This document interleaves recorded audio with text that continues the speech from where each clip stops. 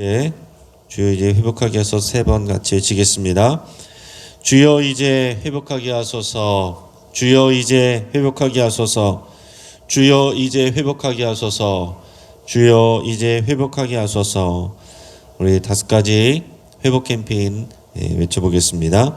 예배를 회복하겠습니다. 기도를 회복하겠습니다. 사랑을 회복하겠습니다. 가정을 회복하겠습니다. 사명을 회복하겠습니다. 아멘. 우리의 다짐과 기도와 선포를 통해서 오늘 그대로 우리의 삶에 회복의 역사 이루어지는 줄 믿고 그렇게 되기를 축복합니다. 하나님께서 오늘 우리에게 주시는 말씀은 누가복음 9장 1절에서 17절까지 말씀입니다. 오늘 본문을 통해서 하나님 나라는 확장된다 라는 제목으로 말씀의 은혜를 같이 나누겠습니다. 여러분, 하나님 나라의 특징 중에 하나가 뭐냐면 확장성입니다.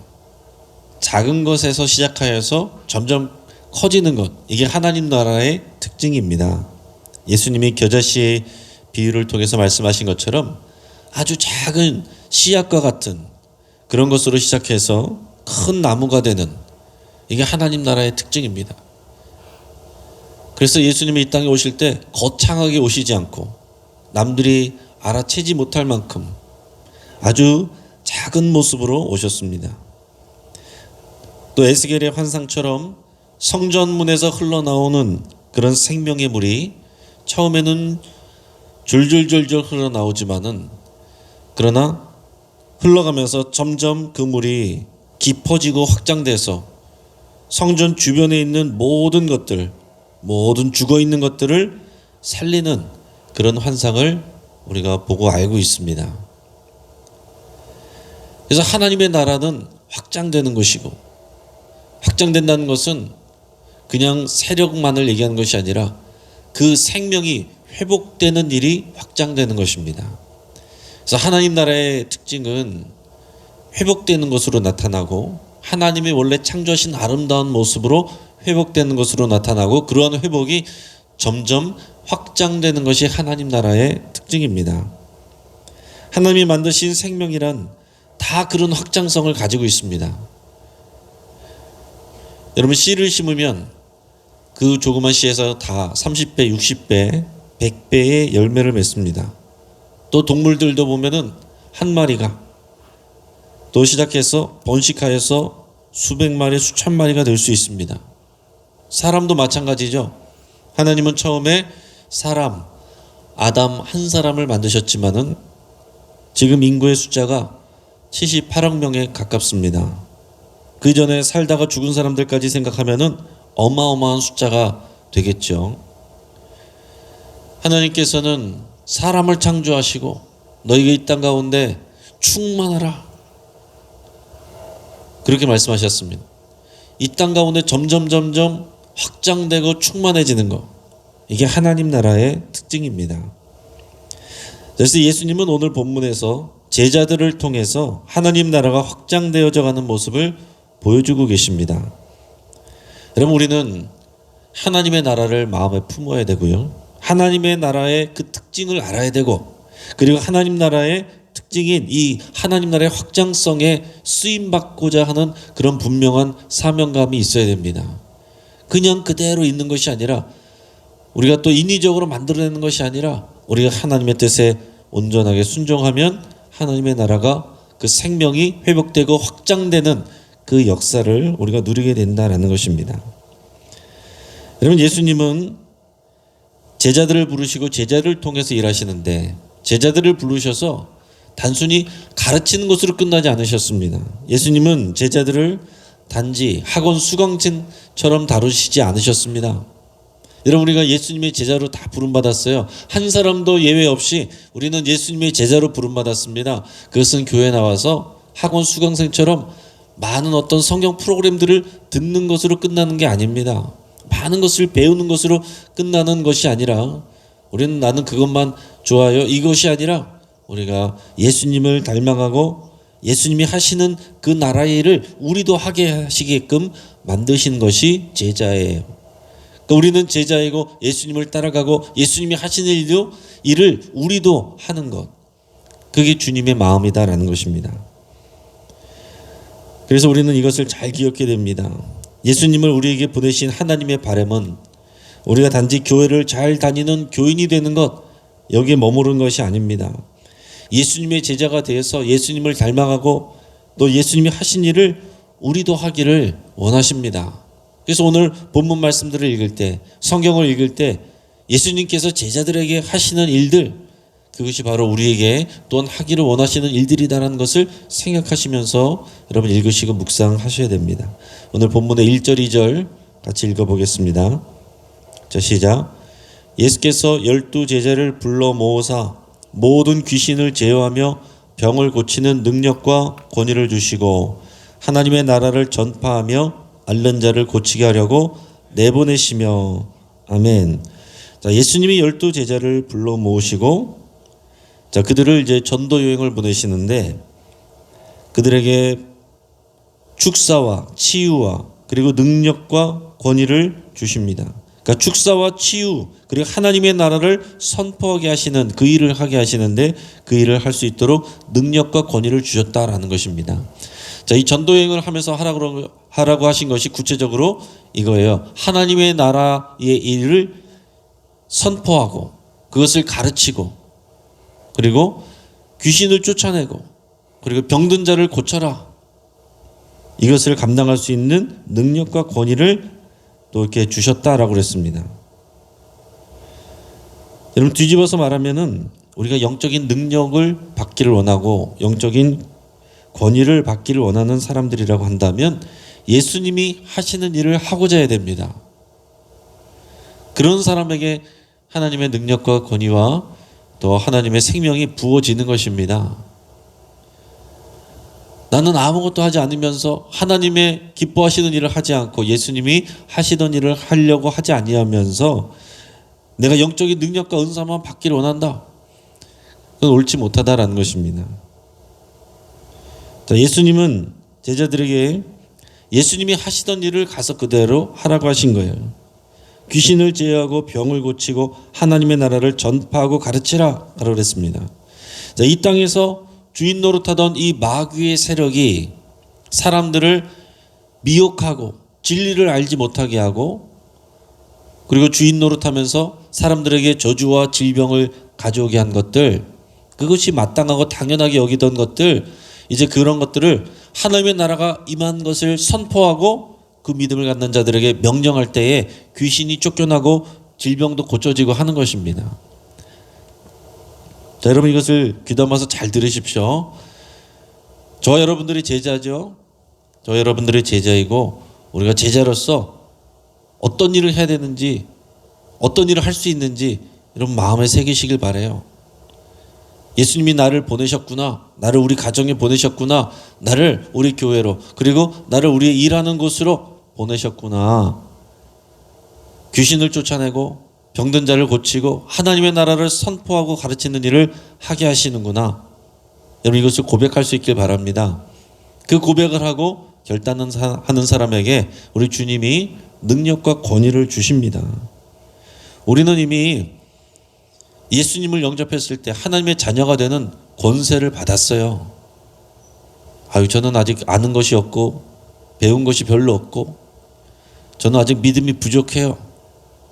오늘 예수님께서 제자들을 보내실 때에 제자들이 충분히 훈련된 상황에서 보내시는 게 아닙니다.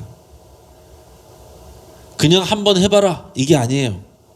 연습 한번 해봐라, 시험 삼아서 해봐라, 그게 아니라 예수님은 보내시고 하라고 하시는 거예요.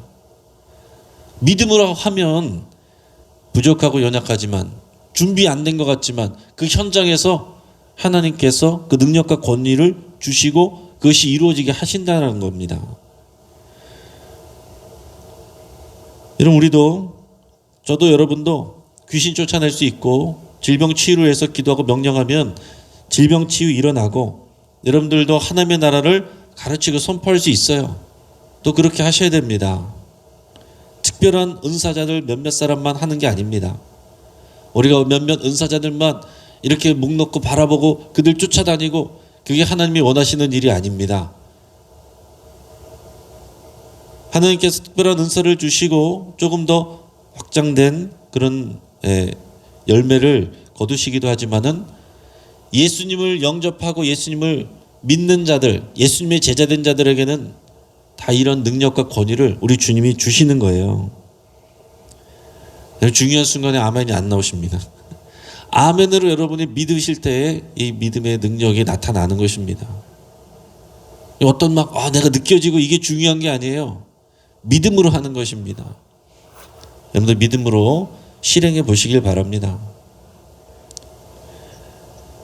여러분들의 가정 안에서, 여러분들 일하는 곳에서 이 마귀가 하는 일들, 모든 저주의 일들 여러분들이 꾸짖고 예수의 이름을 쫓아내시고 여러분들의 모든 질병들, 여러분의 질병들, 여러분 가족의 질병들, 주변에 있는 사람들 믿음으로 여러분들이 예수의 이름으로 명령하고 쫓아내시길 바랍니다.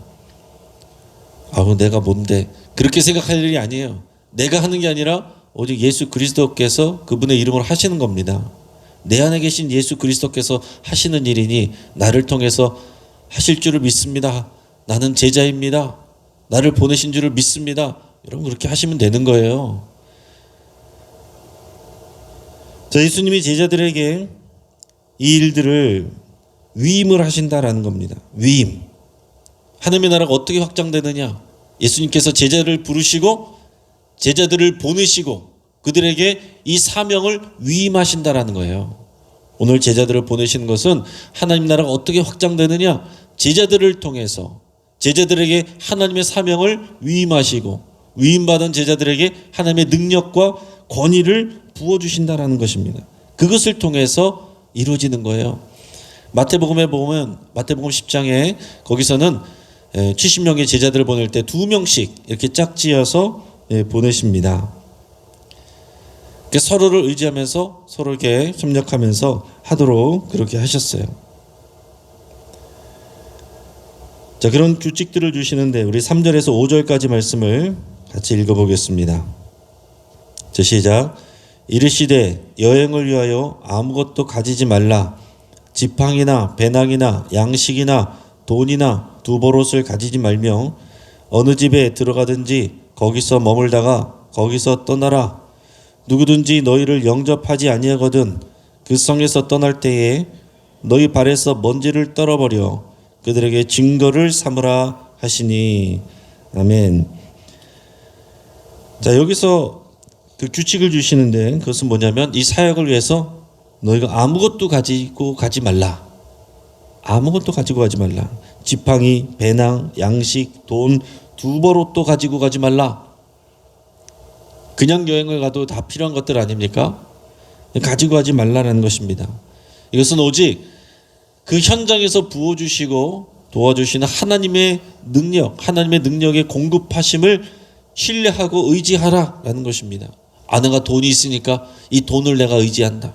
여러분, 내가 뭔가를 갖고 있으면은 그것을 의지하게 돼 있습니다. 여러분, 우리는 뭔가를 더 받아서 쌓아놓기를 원하고 그것을 위해서 기도하지만, 그래서 내가 쌓아놓은 곳이 없으면, 확보해 놓은 곳이 없으면 우리는 두렵잖아요. 그럴 때 우리가 하나님을 의지하게 됩니다. 하나님은 제자들에게 더 풍성하게 주실 수 있지만은 필요할 때 현장에서 주십니다. 그렇기 때문에 지금 나에게 뭐가 없어서 못한다, 그건 항상 변명과 핑계밖에 될 수 없습니다. 하라고 하시면 제가 합니다.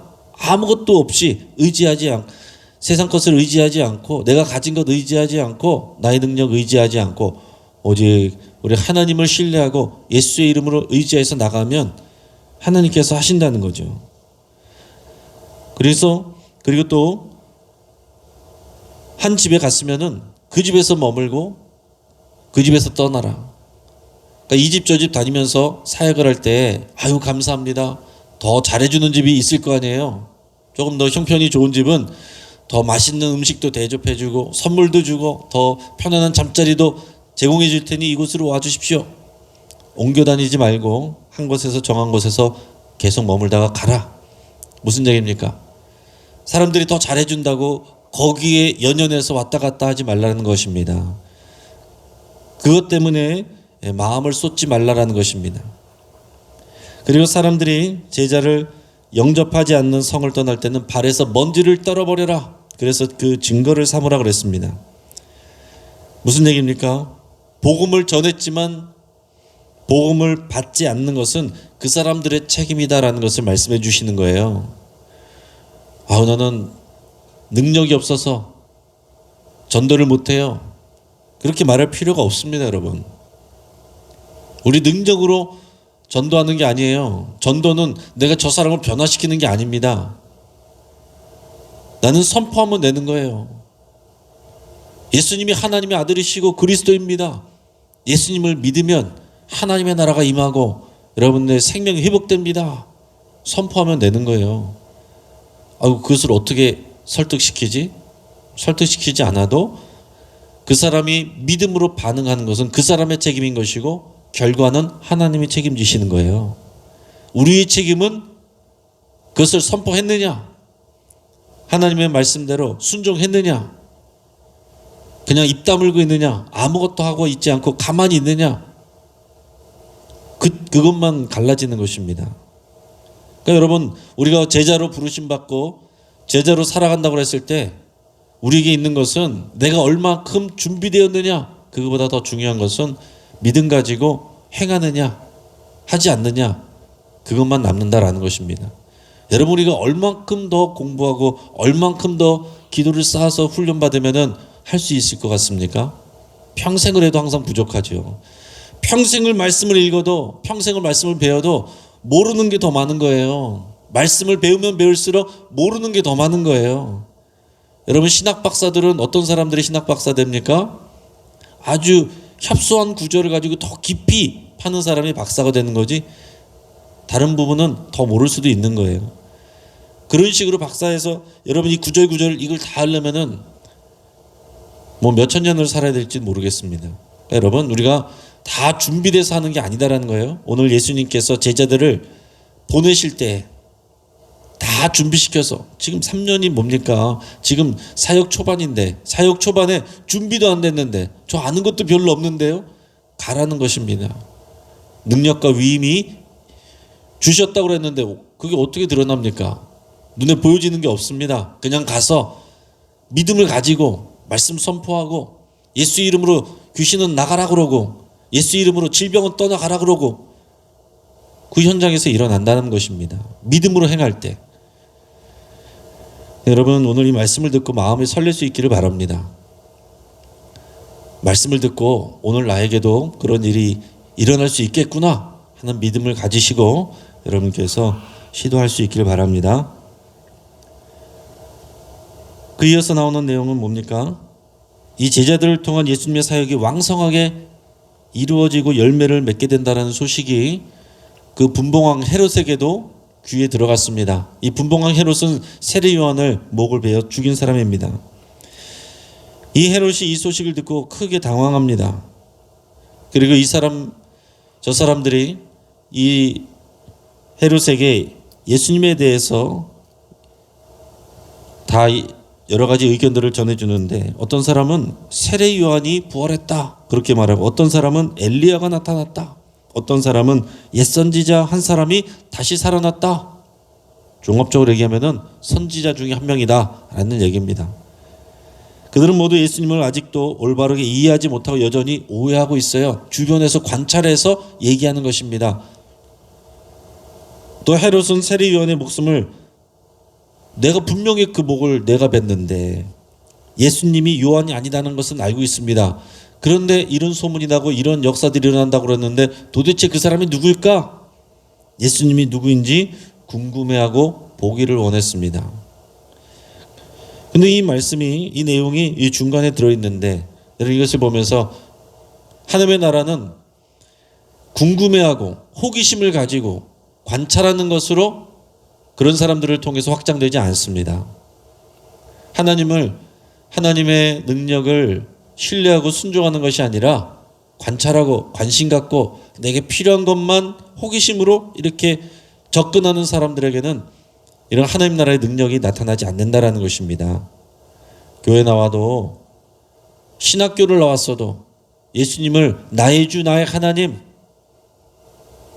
나를 제자로 부르시고 보내시는 우리 주님, 이렇게 고백하지 않고 그냥 선지자 중에 한 명, 4대 성인 중에 한 명, 이렇게 관찰하고 호기심 가지고 접근하는 사람에게는 주의 능력이 경험되지 않고 하나님의 나라가 누려지지 않는다라는 것이죠. 그리고 나서 이제 오병이어 기적 사건이 나옵니다.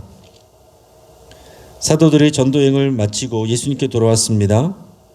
예수님은 그들을 데리고 이 갈릴리 호수 북쪽에 있는 벳세다 지역으로 가셨어요. 자, 그런데 그것을 알고 무리가 여러 많은 사람들이 예수님을 따라서 이곳으로 쫓아왔습니다. 그래서 빈들에서 예수님은 그들을 불쌍히 여기시고 맞이하셨고 그들에게 이제 말씀을, 하나님 나라의 일을 가르치셨습니다. 11절에 보면 하나님 나라의 일을 그들에게 가르치셨다 그랬어요. 한참 동안 하나님 나라의 일을 가르치셨어요. 자, 여러분, 예수님이 오셔서 하신 일은 하나님 나라가 왔다고 선포하시고 하나님 나라의 일을 가르치시고 하나님 나라는 어떤 것인지, 하나님 나라의 백성은 어떻게 살아야 되는지 그런 것들을 계속 가르치신 겁니다. 자, 그러다가 저녁 시간이 되니까 12 사도들이 저 사람들 어떻게 합니까? 마을과 촌으로 다녀서 먹을 것을 얻어다가 어떻게라도 좀 제공해야 되지 않을까요? 예수님이 하시는 말씀은 너희가 먹을 것을 줘라. 저희 가진 거 없는데요? 여기 소년 하나가 갖고 있는 것은 5병이요. 떡 5개하고 물고기 2마리밖에 없습니다. 예수님은 그것을 달라고 하시고 그것을 받고서 축사하시고 그리고 떼어서 제자들에게 주셨습니다. 그리고 우리에게 나눠주라고 하셨어요. 여러분, 이게 얼마나 황당한 일입니까? 제자들은 상식적으로 이해되는 일이 아니지만 그럼에도 불구하고 하라고 하시니까 그냥 순종을 했습니다.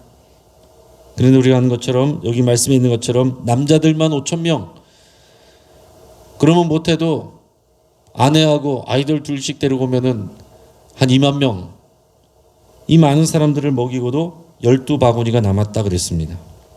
여러분, 이 사건도 보면 하나님 나라의 확장성을 보여주고 있는 거예요. 하나님 나라의 확장성.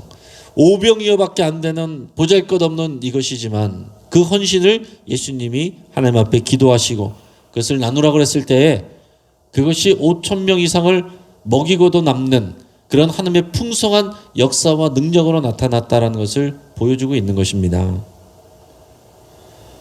여러분, 어떤 분들은 또 신학자들 가운데서도 오늘 이 오병이어 사건을 얘기할 때 이것은 그런 어떤 기적이 아니라 사실은 다 각자 자기 도시락들을 가지고 왔는데 어린아이 하나가 그렇게 자기 것을 순수하게 그렇게 헌신하고 내놓으니까 부끄러워서 다들 내놨다, 이렇게 설명하는 분들이 있어요. 원래 준비해 온 것이다. 자, 여기 봐봐라. 여기 마지막에 남은 조각을 12바구니에 거뒀다고 그랬는데 바구니는 갑자기 어디서 나왔겠냐? 다 가지고 온 거다. 신학자들 중에서도 이렇게 가르치는 분들이 있습니다. 저는 뭐하러 그렇게까지 가르치는지 모르겠습니다. 태초에 하나님께서 천지를 창조하시니라 이것을 믿으면 예수님이 하나님의 아들이시고 예수님이 말씀이 되셔서 그 무에서 유를 창조하신 분인 것을 믿으면, 여러분, 오병이어로 5,000명 이상을 먹이고서 12바구니 남는 게 그게 뭐가 어렵습니까? 여러분, 그냥 믿으시기를 바랍니다. 이것을 괜히 추리하고 소설로 만들지 마시고 그냥 있는 그대로 믿으시고 있는 그대로 하나님께서 역사하시는 줄을 믿으시면 이런 하나님 나라 확장되는 생명의 역사가, 이런 회복이 우리에게도 일어납니다. 여러분, 기적을 없애려고 하지 마시고 기적이 우리 삶 가운데 상식이 되고 흔하게 일어나는 일이 될 수 있기를 바랍니다. 여러분, 오병이어 기적을 통해서 이 5,000명 이상이 이 빈들에서 함께 식사하는 장면을 생각해 보시기 바랍니다. 앞에서 이 바리새인들의 그런 식사들은 중요한 게 뭐라고 그랬습니까? 정결 예식이 거기에 맞춰서 먹는 게 굉장히 중요하다고 그랬어요. 식사 규례가 있는 것입니다. 정결한 음식, 부정한 음식, 그리고 이것을 정결한 그런 규례 안에서 먹는 것, 이것이 유대주의의 굉장히 중요한 부분인데 이 빈들에서 이 수많은 사람들이 먹을 때는 그런 게 없는 거예요. 그냥 가난한 사람들, 어린이들 그냥 다 모여서 50명씩 앉아서 먹는데 거기서는 가난하고 자격 없는 사람들도 이 생명의 식탁에 초대되어서 함께 참여하고 있는 것입니다. 자, 율법 조항과 규례에 맞는 사람만 하나님의 자녀가 되는 그런 식사 자리가 아니라 여기는 누구나 초대되어서 그런 율법의 규례에 얽매이지 않고 참여하는 그런 하나님 나라의 그런 생명의 식탁 자리가 펼쳐지고 있다라는 것입니다. 이것도 생명이 확장되고 있는 거예요. 여러분 그것을 볼 수 있길 바랍니다. 하나님께서 원하시는 것은 이것입니다.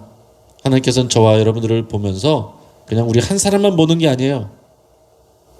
연약하고 병들고 힘없고 나이 들어가는 나를 보시고 그 뒤에 하나님의 나라의 역사를 확장되어 있는 그런 하나님의 역사들을 보시는 것입니다. 이제 말씀을 정리하겠습니다. 하나님의 나라는 확장성을 가지고 있습니다. 예수님은 제자들에게 사명을 위임하시고 순종하는 자들에게 능력과 권위를 주십니다. 또 예수님은 복음에 대한 관심만으로는 아무 일도 일어나지 않습니다. 예수님에 대해서 그냥 머리로만 지식적으로 관심으로 이렇게 하는 것은 의미가 없어요. 믿음으로 반응하고 겸손함으로 나가서 순종할 때에만 하나님의 능력이 부어지고 예수님을 인격적으로 만나게 되는 것입니다. 또 오늘 오병이어 사건을 통해서 한 소년의 식사거리가 성인 남자만 5,000명을 먹이고도 남습니다. 하나님 나라의 식탁은 풍성하게 확장됩니다. 오병이어 식탁은 율법의 한계를 넘어서 자격 없는 자들에게까지 하나님의 나라가 확대되는 것을 상징적으로 보여줍니다. 사랑하는 여러분, 하나님 나라를 온전히 이해하고 소망할 수 있길 바랍니다. 예수님께서 우리를 이 하나님 나라의 사역자로, 제자로 확장시키는 귀한 일꾼으로 부르셨다는 것을 믿으시고 이 말씀이 살아서 역사하는 그런 오늘의 귀한 기적이 되고 역사가 되기를 주의 이름으로 축복합니다. 같이 한번 기도하겠습니다. 오늘 말씀을 붙잡고 기도할 때에 내가 제자로 부름받았습니다 여러분 고백하시고 내가 제자로 살아가겠습니다 결단하시고 내가 제자의 사명을 감당하겠습니다 감당할 수 있도록 인도하여 주옵소서. 능력과 권위를 부어 주옵소서. 여러분 기도하시기 바랍니다. 내 수준에서 머물지 않고 나에게서 하나님의 나라가 확장되는 것을 보기를 원한다고 여러분 그렇게 고백할 수 있기를 바랍니다. 또 단순히 호기심이 아니라 내가 믿음과 순종으로 그 말씀을 대하고 예수님을 만나기를 원한다고 또 그렇게 하기로 여러분 결단하며 기도할 수 있기를 바랍니다. 우리 가정을 위해서 여러분 각자 기도하시고 내가 들어서 아는 예수님이 아니라 호기심으로 지식으로 배우는 예수님이 아니라 오늘 경험하여 아는 그런 예수님 되기를 위해서 여러분 간절히 기도할 수 있길 바랍니다. 오늘 이연순 집사님 우리 한국 나이로 96세이신데 오늘 방광암 수술을 받으십니다. 여러분 위해서 간절히 기도해 주시고 하나님께서 이 고령의 나이에 수술 받으시는데 강력한 손으로 지켜주시고 감당해낼 수 있도록 하나님께서 생명과 힘을 부어주시기 위해서 같이 기도하시고 여러분의 아픈 부분을 위해서 우리 주변의 환우들을 위해서 여러분께서 정말 그 치유를 명령하며 그 질병들이 떠나갈 것을 여러분이 선포하고 명령하면서 기도할 수 있기를 바랍니다. 네, 강서 시니어 클럽, 길꽃 어린이 도서관, 우장산 숲속 도서관 우리 기관들이 확장되고 세상의 소금과 빛의 역할을 감당할 수 있도록 위해서 함께 기도하겠습니다. 지금 대전의 한 선교단체가 운영하는 학교에서 집단 감염이 발생했습니다.